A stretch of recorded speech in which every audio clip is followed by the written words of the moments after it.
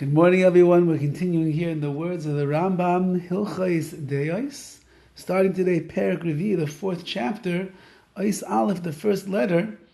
And this chapter itself is a fascinating chapter of the Rambam. The Rambam was a doctor, as besides being the Gadol Ador, the leading Torah authority of the generation, whose wisdom we live upon until this very day. He was also a doctor, and he was an expert in health and medicine and the body and the like.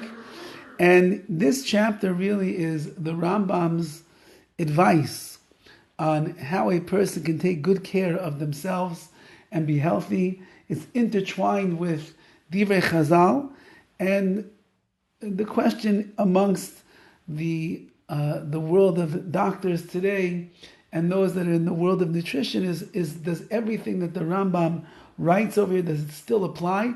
Much of it does, and perhaps this will be a pathway for those that would like to get into better shape and take more care of themselves and be a healthier individual.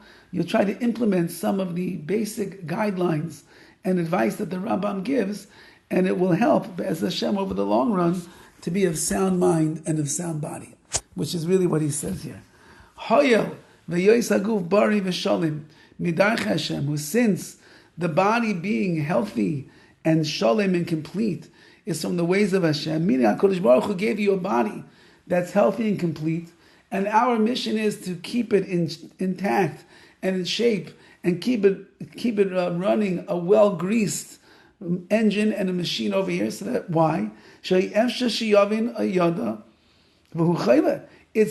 impossible to understand or to know the wisdom of the Torah.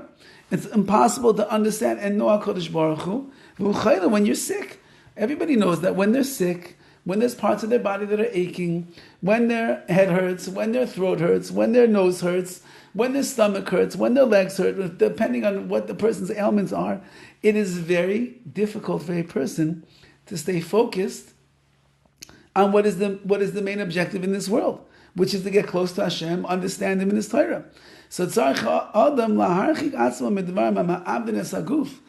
a person must distance himself from those things that will cause damage to his body.